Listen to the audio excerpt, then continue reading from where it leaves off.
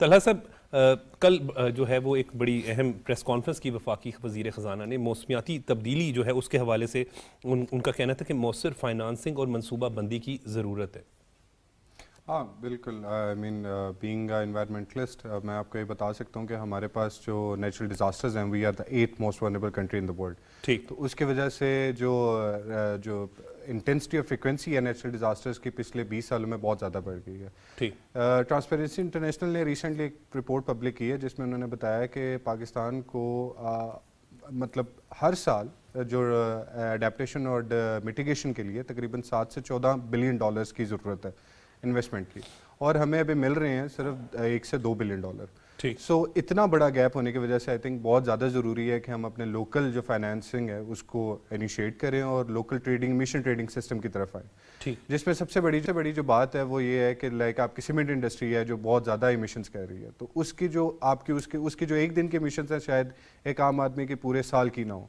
तो उन इंडस्ट्रीज़ के ऊपर जो एक्स्ट्रा मिशन होती हैं उसको कैप करके और उसको वापस लेके जाए उन फाइनेंसेस की तरफ, उन इलाकों में जहाँ पर रेजिलियंस हमें डेवलप करनी है। ठीक, अगर आप 2022 का फ्लड देखें तो तकरीबन पाकिस्तान के one third of Pakistan was hit by that disaster, that was the deadliest in our history. ठीक। तो उसकी वजह से अब हमें उन रिसोर्सेज की, उन चैनल्स की ज़्यादा ज़रूरत है जो कि लोकली हमें फाइनेंस कर सके और हम डोनर्स के ऊपर से कम रिलायंस दें। और हमें भी अपने आप को, हम जब पाकिस्तान की बात करते हैं तो पाकिस्तान जो सबसे ज़्यादा मुतासर ममालिक है दुनिया में, जो आलमी जो क्लाइमेट चेंज हुआ है, उन 10 ममालिक में से एक पाकिस्तान का शुमार होता है। बिल्कुल, पाकिस्तान दुनिया में 8वें नंबर पे है सबसे ज़्यादा हिट होने। मगर इसके साथ हमें एक और बात भी देखनी चाहिए कि पाकिस्तान दुनिया में 18वां सबसे बड़ा कार्बन एमिटर भी है। हम यूजुअली कहते हैं कि हमने एमिशंस नहीं की, बट हमारा कंट्रीब्यूशन स्टिल है। और अगर हम अपनी डेवलपमेंटल साइड पे देखें, जो एनडीसीज हमने सबमिट करवाई हुई है UNFCCC के अंदर, एनडीसीज के हमारे नेशनल टारगेट्स के हैं, हमने कैसे चीज़ों को करना है।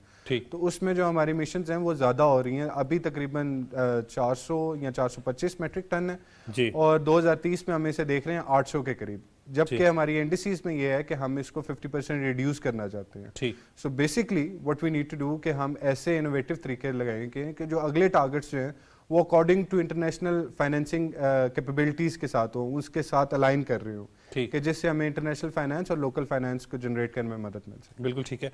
अरे माहौलियात तलहा तोफैल भट्टी साहब हमारे साथ मौजूद है। तलहा साहब, हमें क्या इकदाम करने चाहिए, आप क्या समझते हैं, आप एक्सपर्ट हैं इसके?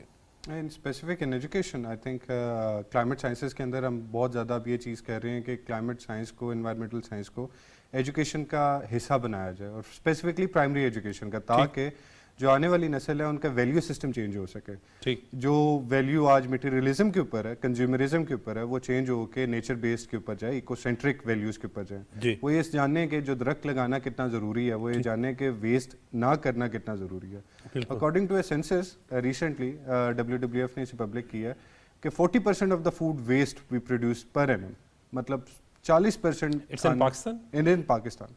और उसके बाद जो हमारा जो रेशो है, जो इनसिक्योरिटी है, फूड इनसिक्योरिटी है, वो तकरीबन 38% है। तो हमारी फूड इनसिक्योरिटी ख़त्म हो सकती है अगर हम वैल्यू सिस्टम को चेंज करते हैं, और उसको चेंज करने का सबसे बेहतरीन तरीका एजुकेशन है। और एजुकेशन के अंदर अब स्टेट ऑफ पाकिस्तान बहुत सारे प्राइवेट NGOs के साथ, इंटरनेशनल डोनर्स के साथ ये कोशिश कर रही है कि इस तरह की स्टोरीज़ को, इस तरह की वैल्यू सिस्टम को हम ऐड करें इनटू लोकल पॉपुलेशन, ताकि वो बड़े होके या अपनी ही उम्र के अंदर वो ज़्यादा बेहतरीन तरीके से परफॉर्म कर सके। बिल्कुल ठीक है। और जब मौसमियाती तब्दीली के हवाले से बात करते हैं तो तलहा साहब, ग्लेशियर्स पाकिस्तान में, क्योंकि तकरीबन 7000 से ज़ायद ग्लेशियर्स हैं और माउंटेन रेंज है पाकिस्तान के पास बहुत बड़ी, तो हम देखते हैं क्लाइमेट चेंज की वजह से जो है वो ग्लेशियर्स ख़ुसूसन गिलगित बल्तिस्तान में जो है वो पिघल रहे हैं, मेल्ट हो रहे हैं। तो वहाँ पर भी जो दरियाओं में है जो वो सूरत हाल जो है वो एकदम तोहियानी सी है, ज़्यादा है, तो इस पर भी हमें अब देखना होगा।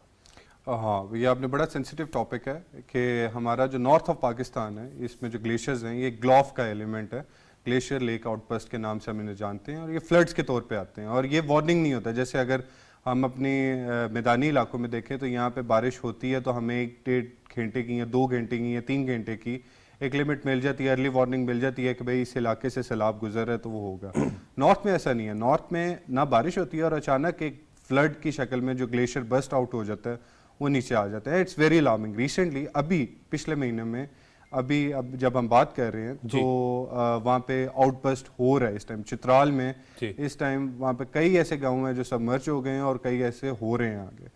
सो अपार्ट फ्रॉम इट, एक क्लाइमेट साइंस के अंदर हम ये भी बिलीव करते हैं and we have the scientific evidence of it कि जितना भी टेम्परेचर अपर इंडस बेसिन जो नॉर्थ ऑफ पाकिस्तान है वहाँ पे हो रहा है, it's way more than the what used to be on the ground.